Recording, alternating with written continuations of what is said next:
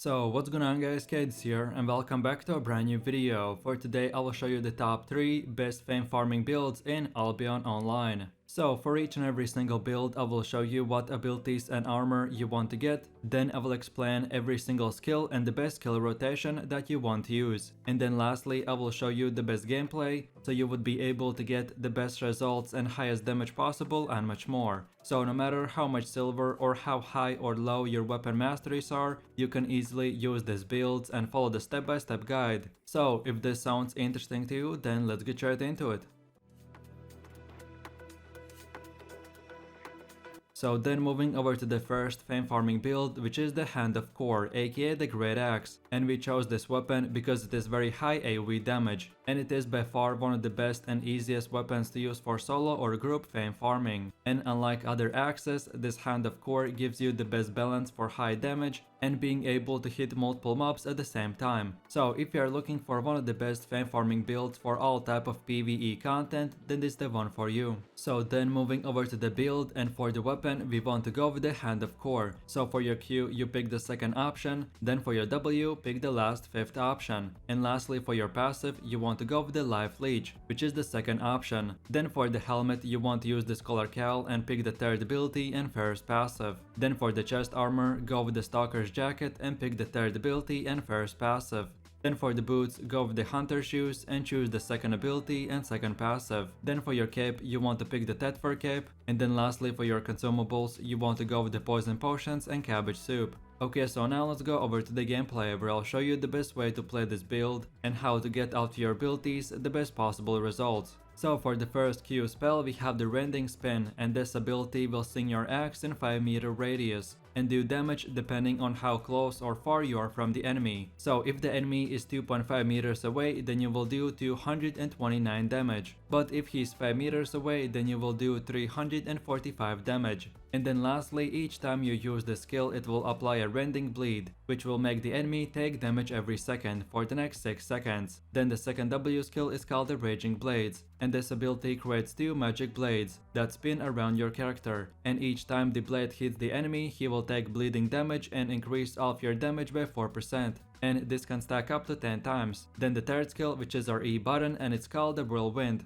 This ability will make you spin around while swinging your axe, and each hit you will do damage, and each time you hit one enemy multiple times your damage will increase and much more. So then moving over to the R skill, which is called the Electric Field, and this ability unleashes a electric field in 6-meter radius that lasts for 7 seconds, and each half of a second it will do a bunch of magic damage. Then the next skill is called the Energy Field, and this ability will give you a energy shield that increases your armor and magic resistance. And then most importantly, each time you get hit by the enemy, you will get bunch of energy back. And because we have unlocked this skill, we won't ever have to stop to regain energy. And then moving over to the last and final F skill, which is called the Refreshing Sprint, and this ability will give you movement speed by 80%, while at the same time reducing your cooldown by 33%. So this is a simple and nice buff that will help you to escape enemy attacks and give you a nice cooldown reduction at the same time. So then going over to our Tetfur cape, and this cape will do a bunch of damage every 15 seconds when we auto attack the enemy. So don't forget to keep on using auto attacks when the rest of your abilities are on cooldown. And then for fame farming and general PvE, we want to use Poison Potions. So if you don't have that much silver, use potions only on bosses, or if you have a lot of silver, then use them as much as you can.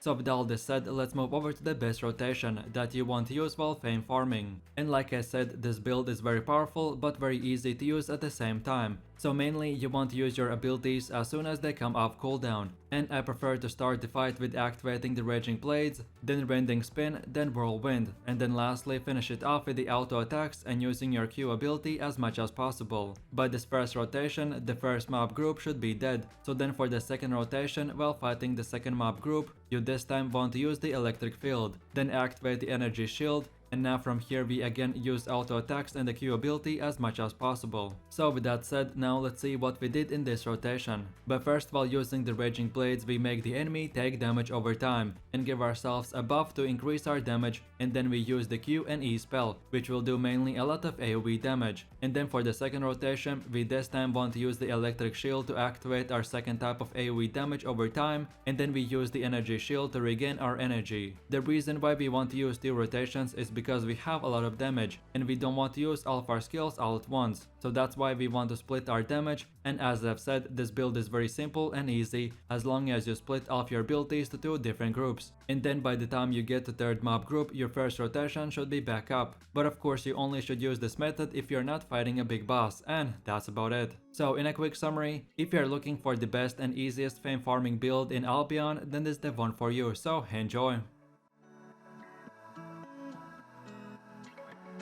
So then moving over to the second build, which is the Great Frost Staff. And I chose this weapon because it is very high AoE damage, and it is by far one of the best and easiest mage weapons to use for solo or group fame farming. So if you are looking for one of the best fame farming builds as a Frost Staff, for all type of PvE content, then this is the one for you. So then moving over to the build, and for the weapon we want to go with the Great Frost Staff. So for your Q, you pick the 3rd option, then for your W, pick the 2nd option. And then lastly for your passive, you want to go with the Aggressive Caster, which is the 3rd option. Then for the helmet, you want to use the Royal Cowl and pick the 3rd ability and 1st passive. Then for the chest armor, you want to go with the Scholar's Robe and pick the 3rd ability and 1st passive. Then for the boots, go with the Cleric Sandals and choose the 3rd ability and 2nd passive. Then for your cape, you want to pick the Morgana cape. And then lastly for your consumables, you want to go with the Poison Potions and Pork Omelet. Okay, so now let's go over to the gameplay where I'll show you the best way to play this build and how to get out your abilities the best possible results. So then for the first Q spell we have the Ice Shard, which drops the circle-shaped ice that explodes, dealing bunch of damage. Then the second W skill is called the Frost Nova, and this ability teleports you, and if you are right on the enemy while teleporting, then you will stun the target and do a bit of damage. Then the third skill, which is our E button, and it's called the Hail, and this ability will drop 2 times bunch of ice shards in a circle radius, each time dealing a lot of magic damage, and it is very useful for massive AoE damage. So then moving over to the R skill, which is called the Speed Caster, and when you activate it, you will receive 50% cast time reduction, and all of your skills will cost 75% less mana, aka energy. Then the next skill is called the Perpetual Energy, and when using this ability, it will give us an energy cost reduction to 0. So after activating, in the next 15 seconds, you can use as many skills as possible, and all of them will cost 0 energy. And then moving over to the last and final F skill, which is called the Blink. And this is our second teleportation skill that will simply just teleport you to our targeted position. So then going over to our Morgana cape, and this cape will give us a passive that when we use our E ability, it will automatically activate this cape, which will give us additional 50% cast time reduction, but it has a 1.5 minute cooldown, so we have to look at the left side of our screen to see when it comes back up. And then like in the first build for our fame farming and general PvE, we want to use poison potions. So if you don't have that much silver, you want to use poison potions only on bosses, or if you have a lot of silver, then use them as much as you can. So with all this said, let's move over to the rotation that you want to use while fame farming. So at the beginning of the fight, we want to activate the Perpetual Energy, then use the Hell, and this activates our Morgana cape, so then we want to spam as much Q ability as possible. Then when the cape runs out, we want to activate the Speed Caster, which will give us the super casting speed for the second time, so then we again spam the Q ability as much as possible, and that's about it. So now let's see what we did in this rotation. But first, while using the Perpetual Energy at the beginning of the fight, we reduce our energy cost to 0 for all skills for the next 15 seconds. So then we use our E ability, which will do a lot of AoE damage, and then we activate our cape, which will give us ability to spam our Q ability very quickly. Then when the cape runs out, we want to use the Speed Caster, which is our second super speed skill, and then we can spam our Q ability again. Similarly, like in the first build, I recommend to use the first speed casting on the first group of mobs, and then use the second speed cast on the second group. But for Frost, it mostly depends on the player and how strong mobs you're fame farming, so it's up to you if you want to use all of your skills all at once or save them for second group. And then lastly, we want to use both for W and F skills, which are the teleports for escaping enemy attacks, or if you want to use your W for extra bit of damage, and that's about it. So in a quick summary, if you are looking for one of the most fun and highest damage fame farming builds in the entire game, then this is the one for you, so check it out and enjoy!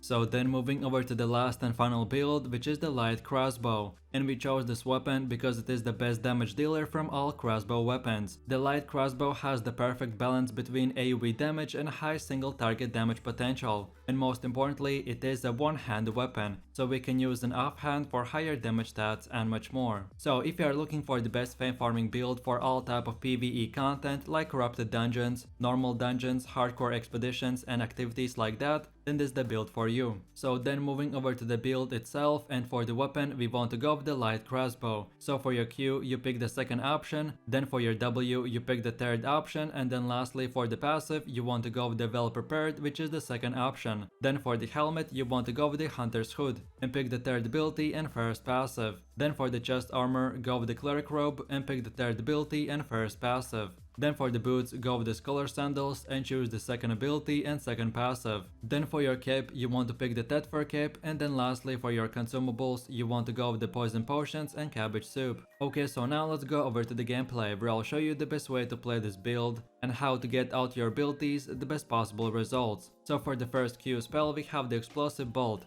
and this ability will fire explosion dealing bunch of damage in 3-meter radius. Then the second W skill is called the call troops, and this ability shoots a trap in 2-meter radius. Then when the enemy steps on it, it will slow him, then deal damage, and you will get a small 20% movement speed. And this is a great ability to just use for trapping the enemy monsters and then using all of your AoE skills. Then for the third skill we have E button, and it's called the exploding shot, and this ability shoots a sticky bomb that deals damage, then it waits for 2 seconds to detonate, and then it deals massive amounts of damage to all enemies in 5-meter radius. So then moving over to the R skill, which is called the everlasting spirit, and when you activate it you will become immune to all enemy damage, and in return you will get 20% damage increase for the next 3 seconds. Then the next skill is called the retaliate, and this ability increases your resistance for the next 4 seconds. Well, most importantly it will reflect up to 70% of all enemy damage back to the enemy. And then moving over to the last and final F skill, which is called the energy sprint, and this ability will give you 80% movement speed while at the same time regaining energy every second. This skill is not a huge ability, but it's useful for energy and to escape enemy attacks. So then going over to our Tetfer cape, and this cape will do a bunch of damage every 15 seconds when we auto attack the enemy. So don't forget to keep on using auto attacks when the rest of your abilities are on cooldown. Then for fame farming and general PvE, we want to use poison potions. So if you don't have that much silver, use potions only on bosses, or if you have a lot of silver, then use them as much as you can. So with all this said, let's move over to the rotation that you want to use while fame farming. So at the beginning of the fight, you want to place the trap by using your W skill called call troops. Then we use our E and Q skill as soon as it comes off cooldown, and then we keep on using auto attacks, and to be honest, that's about it.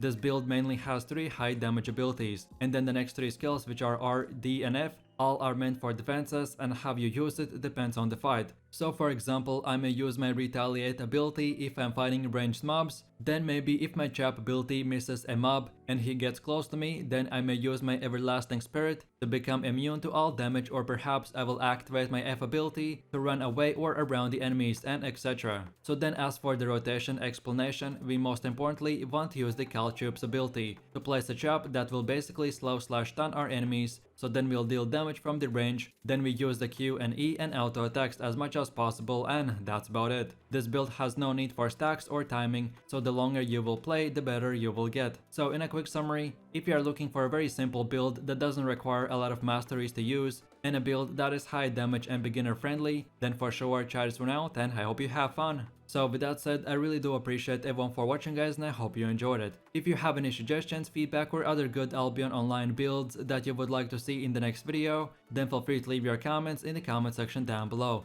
And while you're doing that, please click like, subscribe and enable that notification bell, so this way you could support the channel and you won't miss any more amazing content from me. With all this said, you have an amazing day, and I'll catch you in my next video. So take it easy, peace.